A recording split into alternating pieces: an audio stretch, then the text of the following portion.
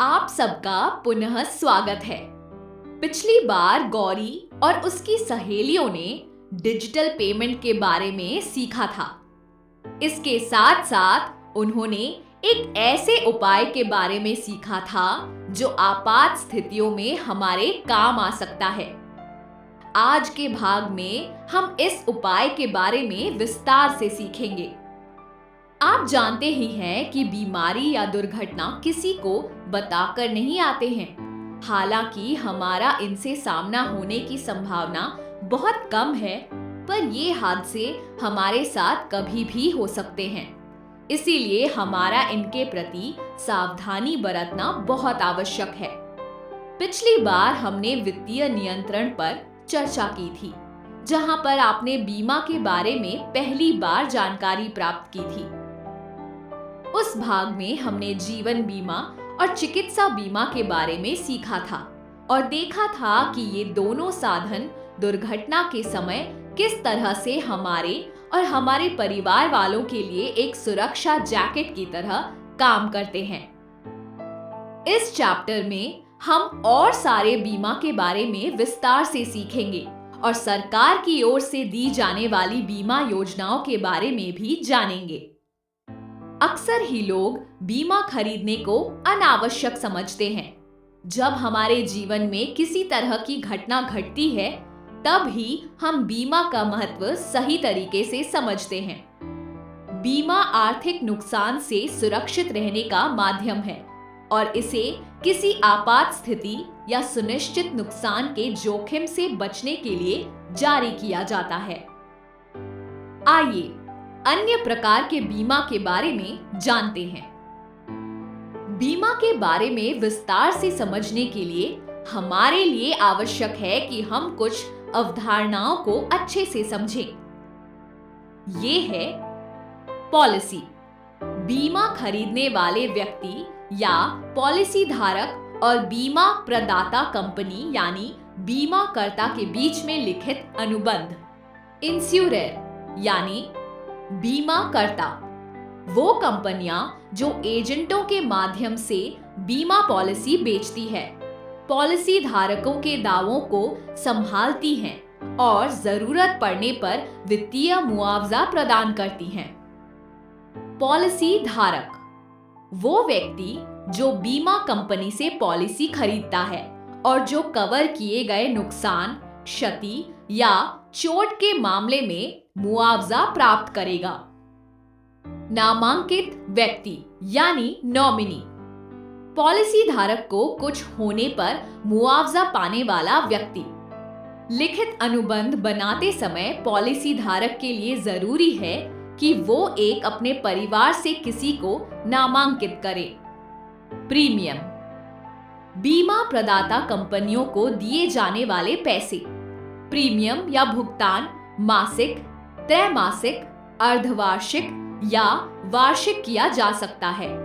एक निर्धारित समय के बाद प्रीमियम के भुगतान में दिए गए पैसे बीमाकर्ता को एक बोनस के साथ जोड़कर वापस दिए जाते हैं।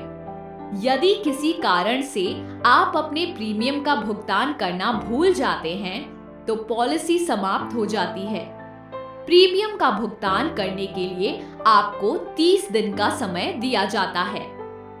मुआवजा वो धन जो बीमा कंपनी द्वारा पॉलिसी धारक या उनके परिवार को दुर्घटना, हानि, चोट या मृत्यु के मामले में दिया जाता है। दावा यानी क्लेम जब पॉलिसी धारक या नामित व्यक्ति मुआवजा प्राप्त करने के लिए आवेदन करता है, तो इसे दावे या क्लेम के रूप में जाना जाता है। सुनिश्चित राशि यानी सम एश्योर्ड एक पूर्व निर्धारित राशि है जो बीमा कंपनी आपको या आपके नामांकित व्यक्ति को बीमित घटना होने के अवसर पर या बीमा अवधि अंत होने पर देने के लिए सहमत होती है। ये राशि बीमा पॉलिसी खरीदने के समय पर निर्धारित की जाती है और इसे बीमा अवधि के बीच में बदला नहीं जा सकता है। जोखिम तत्व या रिस्क दुर्घटना से किसी चीज के नुकसान को कवर करने के लिए बीमा की आवश्यकता होती है।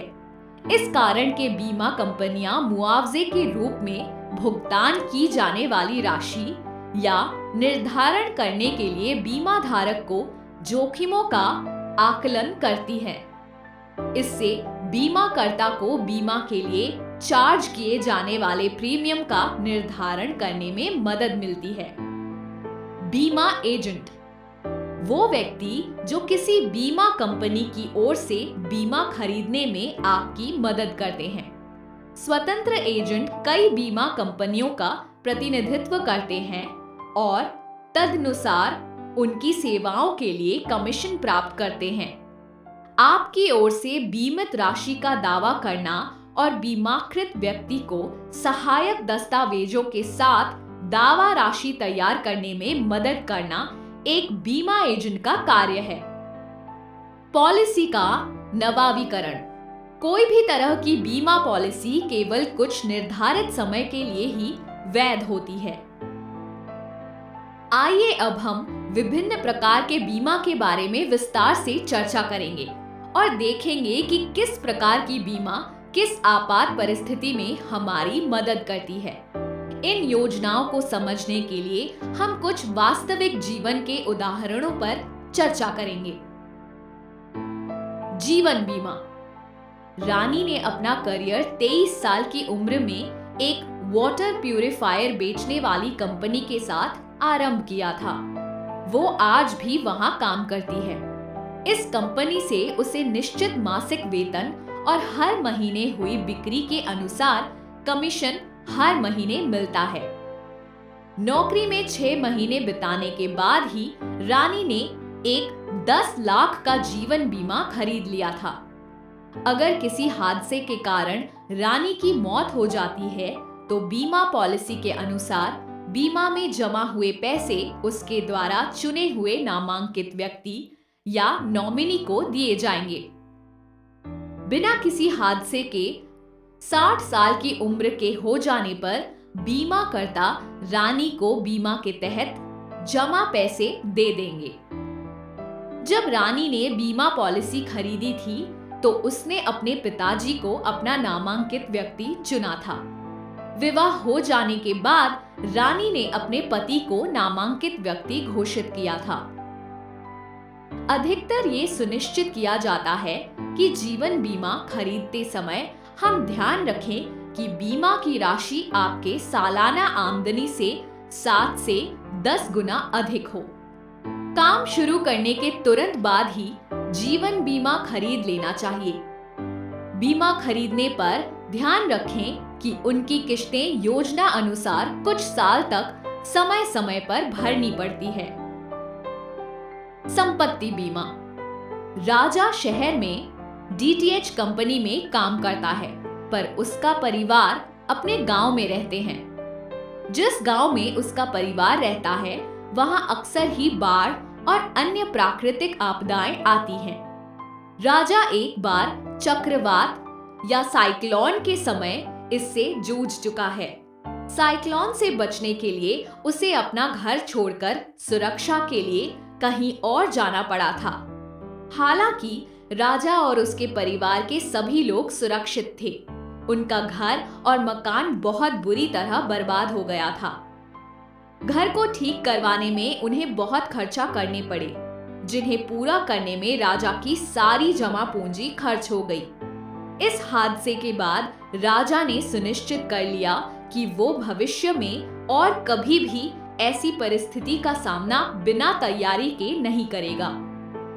अपने बीमा एजेंट से बात करने के बाद राजा को पता चला कि वो चोरी, बाढ़, भूकंप, चक्रवात, आग और अन्य अनदेखे खतरों से अपने घर की सुरक्षा के लिए बीमा खरीद सकता है। इस तरह की बीमा पॉलिसी किसी के दुकान, कारखाने या अन्य व्यावसायिक संपत्तियों के लिए भी खरीदा जा सकता है। बीमा पॉलिसी के तहत कवर की गई परिस्थितियों में से किसी के मामले में आप नष्ट हुई संपत्ति के लिए बीमा राशि की वसूली कर सकते हैं। ये सब जानने के बाद राजा ने अपने घर के लिए संपत्ति बीमा खरीद लिया था। ताकि किसी भी क्षति के मामले में वो बीमा राशि पर निर्भर रह सकता है। स्वास्थ्य बीमा। नीरजा अपने पति, बेटी और बुजुर्ग माता पिता के साथ रहती है। वो अपने गांव में व्यापार संवाददाता है। नीरजा जिस कंपनी के लिए काम करती है वो उसे एक विस्तृत स्वास्थ्य बीमा प्रदान करती है जो किसी भी बीमारी के कारण उत्पन्न होने वाले चिकित्सा खर्चों को कवर करती है। अस्पताल में भर्ती करवाने या होने के खर्चे, दवाइयों के खर्च और डॉक्टर परामर्श के शुल्क सभी इस बीमा के तहत कवर होते हैं। ये स्वास्थ्य बीमा चिकित्सा के 80% से 85% तक के खर्चों को कवर करता है और बैलेंस के खर्च नीरजा को खुद उठाने पड़ेंगे। कुछ प्रकार के बीमा योजनाओं के तहत बीमाकर्ता अस्पताल में सीधे भुगतान कर सकती है। इस स्थिति में चिकित्सा खर्चों का भुगतान नकदी रहित होता है। अन्य प्रकार के बीमा में पॉलिसी धारक खर्चों का भुगतान खुद करके उनके बिल बीमाकर्ता को जमा कर देते हैं ताकि खर्चों की क्षतिपूर्ति हो सके। दुर्घटना बीमा। हाल ही में नीरजा का सहकर्मी तारिक एक ग्राहक के घर जाते समय एक बाइक दुर्घटना का शिकार हो गया। दुर्घटना के कारण उसका पैर टूट गया और उसकी बाइक भी क्षतिग्रस्त हो गई। तारिक के परिवार वाले काफी व्याकुल थे, परंतु तारिक ज्यादा चिंतित नहीं था। जब उसके परिवार वालों ने इस पर चर्चा उठाई तो तारिक ने उन्हें बताया कि उसने इस तरह की दुर्घटनाओं के खिलाफ बीमा करवा रखा है। ये पॉलिसी बीमित व्यक्ति की दुर्घटना के लिए मुआवजा प्रदान करती है जिसमें एक टूटा हुआ अंग, अंगों पर नुकसान, जलने की चोटें, घाव या पक्षाघात शामिल हो सकते हैं। बीमा के तहत कंपनी उसे एक मुश्त भुगतान देती है जिससे वेतन की हानि और चिकित्सा व्यय का भुगतान दोनों कवर हो जाते हैं। अगर हादसे के दौरान उसकी मौत हो जाती तो बीमा कंपनी उसके द्वारा नामांकित किए व्यक्ति को ये पैसे दे देती। जब एक सहकर्मी तारिक से मिलने जाता है तो वो उसे बीमा एजेंट के माध्यम से अपना बीमा दावा दायर करने के लिए कहता है। इसके बारे में सुनने पर तारिक के एजेंट उसके दावा के लिए आवश्यक सहयोगी कागजात तैयार करने लगते हैं ताकि वो बीमा के लिए दावा कर सकें। 10 दिन बाद तारिक को कुरियर के जरिए एक चेक मिलता है जिसे वो राजा को उसके अकाउंट में डिपॉजिट करवा देने के लिए कहता है। पैसे मिलने के बाद तारिक बिना चिंता के अपनी चिकित्सा पर ध्यान दे सकता है और 6 हफ्तों के बाद वापस से काम के लिए आ सकता है। वाहन बीमा। इस बीमा पॉलिसी को खरीदे बिना सड़क पर अपने वाहन को ले जाना सख्त मना है। ये बीमा कार, ऑटो या 2 पहिया वाहन के लिए खरीदा जा सकता है। इसका प्राथमिक उद्देश्य वाहन मालिकों को किसी भी कानूनी दायित्व और वाहन को आकस्मिक क्षति के जोखिम से सुरक्षा प्रदान करना है। वाहनों पर 2 तरह के बीमा मिल सकते हैं। तृतीय पक्ष बीमा यानी कि थर्ड पार्टी बीमा। इसके तहत बीमित वाहन के मालिक अगर किसी तीसरे पक्ष या अचल संपत्ति को चोट पहुंचाते हैं तो वो नुकसान का भुगतान करने के लिए उत्तरदायी है। तीसरा पक्ष कोई भी अन्य वाहन, व्यक्ति या दीवार जैसी अचल संपत्ति भी हो सकती है। ऐसी स्थिति में बीमा निरीक्षक को मालिक के वाहन और तीसरे पक्ष की संपत्ति दोनों का निरीक्षण करके पक्षों के लिए मुआवजे को मंजूरी देते हैं। यात्रा बीमा। ये बीमा पॉलिसी यात्रा से जुड़े जोखिमों जैसे सामान की हानि, देरी, चोरी या यात्रा के दौरान मृत्यु या चोट के लिए बीमा कवरेज प्रदान करती है। फसल बीमा।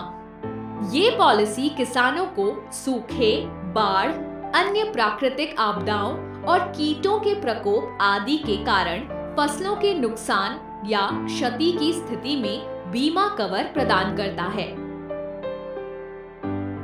अब हम नागरिकों को प्रदान किए जाने वाले कुछ सरकारी बीमा योजनाओं पर चर्चा करेंगे। आइए अब हम सरकारी बीमा योजनाओं पर चर्चा शुरू करेंगे।